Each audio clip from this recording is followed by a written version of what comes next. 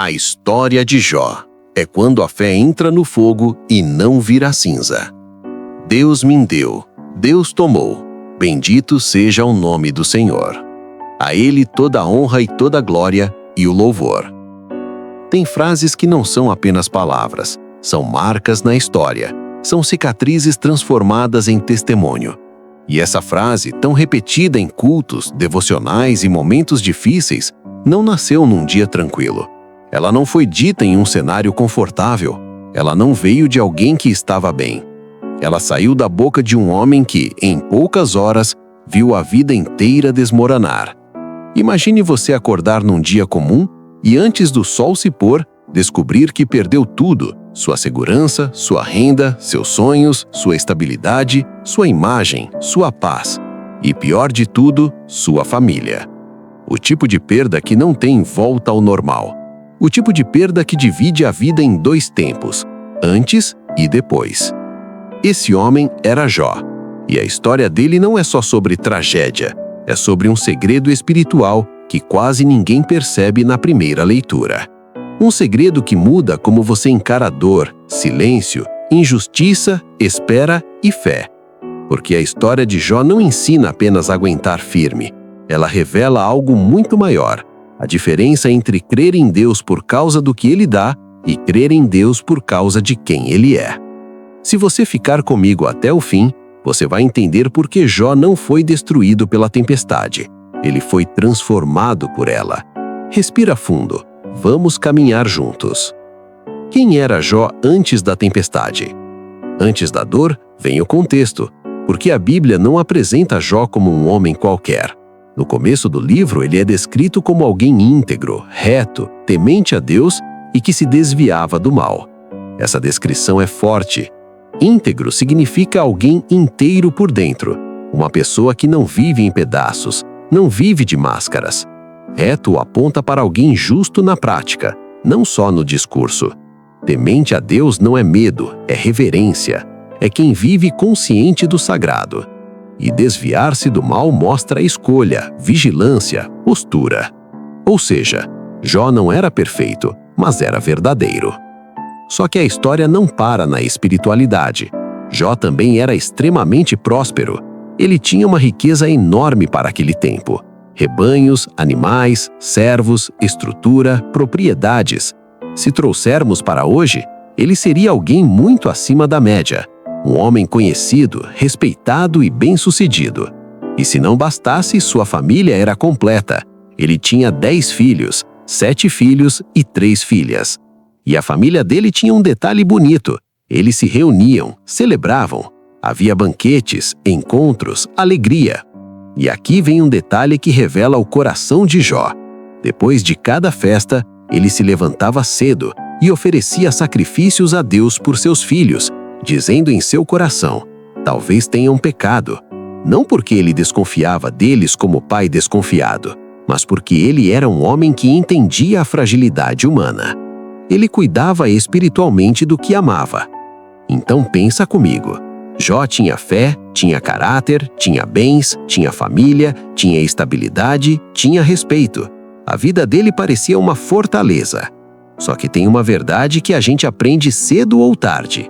Existe um tipo de tempestade que não pede autorização para entrar. E Jó estava prestes a descobrir isso. O que aconteceu no invisível?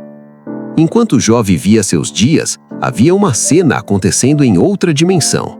A Bíblia descreve um momento em que os filhos de Deus se apresentaram diante do Senhor, e entre eles estava Satanás.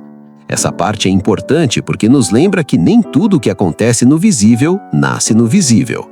Deus faz uma pergunta: de onde você vem? E Satanás responde com frieza: de rodear a terra e passear por ela. É como se ele dissesse: eu estava observando, procurando falhas, buscando alguém para acusar. Então Deus menciona Jó. Você observou o meu servo Jó? Não há outro como ele, íntegro, reto, temente a Deus e que se desvia do mal. Aqui existe algo muito forte. Deus enxerga a fidelidade de Jó. Mas Satanás não aceita. Ele lança um desafio. Será que Jó teme a Deus sem interesse? Não é porque o Senhor protegeu tudo o que ele tem? Toca no que ele possui, e você verá se não te amaldiçoa. Tradução: a fé dele depende do presente. E Deus permite a prova, não porque ele quer destruir Jó, mas porque ele sabe que a fé de Jó é real. E Deus coloca limites. Tudo o que ele tem está em teu poder, mas nele mesmo não toques. Isso começa uma batalha espiritual invisível. Jó não sabe de nada, e aqui entra uma das lições mais difíceis. Às vezes você está vivendo uma fase onde o céu está discutindo algo sobre você, e você só percebe quando os efeitos chegam. O dia em que a vida de Jó foi esmagada. O texto bíblico descreve como as notícias chegam uma atrás da outra, quase sem espaço para respirar. Primeiro, um mensageiro corre e diz que os sabeus atacaram, roubaram os animais e mataram os servos. Jó está tentando entender, e outro mensageiro chega. Fogo caiu do céu e consumiu o rebanho, e os servos morreram. E antes que ele processe, outro chega. Os caldeus atacaram, levaram os camelos e mataram os servos. E então vem a notícia que mata por dentro. Seus filhos estavam reunidos. Um vento forte atingiu a casa e ela desabou. Todos morreram. A Bíblia não faz drama barato. Ela apenas diz, e isso torna ainda mais pesado. Porque não existe pai preparado para isso. Não existe estrutura emocional que aguente. Não existe força mental que resolva. Em minutos, Jó perdeu patrimônio, segurança, equipe, estabilidade e o coração, seus 10 filhos. A dor de Jó não era uma dor só, era um colapso em cadeia. E agora vem o ponto que faz essa história atravessar séculos. A reação de Jó. Ele se levanta, rasga o manto, raspa a cabeça, se prostra em terra e adora. E declara: Nu eu saí do ventre da minha mãe, e nu voltarei. O Senhor deu, o Senhor tomou. Bendito seja o nome do Senhor. A Bíblia diz algo impressionante. Jó não pecou com seus lábios, nem atribuiu a Deus falta alguma. Isso não significa que ele não doeu, não significa que ele não chorou, significa que no primeiro choque ele não rompeu com Deus. Ele adorou com o coração em pedaços. A segunda prova agora é na carne. Depois outra cena no céu. Satanás volta. Deus novamente menciona Jó. Ele permanece íntegro mesmo depois do que aconteceu. Mas Satanás insiste, pele por pele, tudo que o homem tem ele dará por sua vida. Toca no corpo dele e ele te amaldiçoará. Deus permite, mas coloca limite. Poupe-lhe a vida. Então a dor ganha um novo nível. Jó é atingido por feridas dolorosas, dos pés até a cabeça. Úlceras, chagas, coceiras, inflamação, sofrimento constante. Ele, antes respeitado, agora está sentado em cinzas, raspando-se com um caco de cerâmica. A imagem é brutal. É a figura de alguém que perdeu inclusive a dignidade social. E no meio dessa humilhação, vem o golpe emocional. Sua esposa, quebrada também, diz: Você ainda mantém sua fé?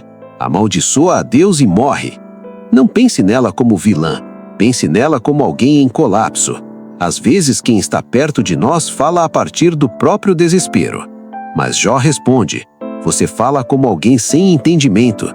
Se recebemos de Deus o bem, por que não receberíamos também o mal? Jó não pecou com seus lábios. Isso não significa que ele não doeu. Não significa que ele não chorou. Significa que no primeiro choque ele não rompeu com Deus. A chegada dos amigos. O melhor começo, o pior caminho. Quando a notícia se espalha, 3 amigos vão até Jó: Elifaz, Bildade e Zofar. Eles chegam e a cena é tão chocante que mal reconhecem Jó. Rasgam as roupas, jogam pó na cabeça e se sentam ao seu lado. E aqui acontece um dos momentos mais humanos e bonitos. Durante 7 dias e 7 noites, eles ficam em silêncio. Por quê? Porque tem dor que não cabe em frase. Tem sofrimento que não pede explicação. Pede presença. Só que depois o silêncio acaba. E quando os discursos começam, o problema começa. Jó abre a boca e não faz uma oração bonita. Ele não faz um testemunho. Ele faz um lamento. Ele amaldiçoa o dia de nascimento. Ele diz em outras palavras: Eu preferia não ter existido. Isso não é falta de fé. Isso é dor real. A Bíblia não romantiza, ela mostra que um homem fiel pode estar destruído por dentro. A partir daí, os amigos começam a falar, e cada um tenta encaixar Jó numa fórmula. Eles acreditavam numa lógica simples: se alguém sofre muito, é porque pecou muito. Se alguém prospera, é porque é justo. Só que a vida real não funciona como uma equação. Elifaz fala com suavidade, mas sugere que Jó deve estar errando. Bildade é mais duro e chega a insinuar que os filhos de Jó morreram por culpa própria. Zofar é agressivo e diz que Deus ainda está sendo bondoso porque Jó merecia coisa pior. E assim, aqueles que foram consolar viraram acusadores. Jó responde, ferido: vocês são consoladores miseráveis. E a partir daqui, a história vira quase um tribunal. Um debate longo, tenso, repetitivo e emocional. Jó insiste: eu não fiz o que vocês estão dizendo. Os amigos insistem: então você está escondendo o pecado. E no meio desse conflito, Jó vive uma das coisas mais dolorosas: sofrer e ainda ser mal interpretado.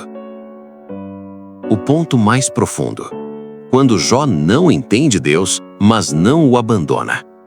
Em muitos momentos, Jó fala coisas pesadas. Ele questiona, ele chora, ele reclama, ele se sente injustiçado. Ele diz que gostaria de apresentar seu caso diante de Deus como num tribunal, para que a verdade fosse vista. Isso é muito humano. Mas mesmo quando Jó não entende, ele não se torna um cínico. Ele não vira alguém que abandona Deus. Ele vira alguém que luta com Deus. Tem diferença. E no auge dessa escuridão, Jó solta uma das declarações mais fortes de fé: eu sei que o meu Redentor vive, e no fim se levantará sobre a terra. Ou seja, mesmo que eu não veja agora, eu creio que existe justiça maior do que este momento. Isso não é fé baseada em conforto. Isso é fé nascida no caos. Eliú, uma nova voz entre os debates. Depois de muitos discursos, surge um quarto personagem, Eliú. Ele é mais jovem e ficou em silêncio por respeito, mas ele se irrita com duas coisas: com os amigos, porque não conseguem explicar e só acusam; com Jó, porque se defende demais e parece querer vencer a discussão. Eliú traz um ponto diferente. Ele diz que sofrimento nem sempre é punição. Pode ser disciplina, instrução, refinamento, proteção, alerta, amadurecimento. Ele não diz que Jó é culpado. Ele diz que a dor pode ter propósito. Eliú insiste: Deus é justo, e Deus fala com o homem de várias formas, inclusive na aflição. O discurso dele prepara o terreno para o momento mais impactante, quando Deus finalmente fala. Quando Deus responde, e não responde como Jó esperava. Chega então o ápice. Deus responde do meio de um redemoinho. Jó esperava uma explicação, um porquê, um motivo. Mas Deus não entrega um manual do sofrimento. Deus entrega uma revelação de si mesmo. Deus faz perguntas. Onde você estava quando eu fundei a terra? Quem mediu os limites? Quem controla o mar? Quem guia as estrelas? Você entende a neve, o trovão, o relâmpago? Você alimenta o leão? Você governa a criação? A mensagem é clara. Jó, você não consegue controlar nem compreender tudo. Deus mostra a grandeza do universo para lembrar a Jó que existe um plano maior.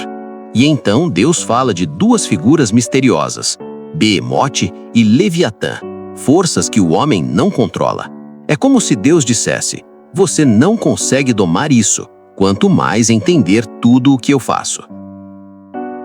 A virada interior de Jó.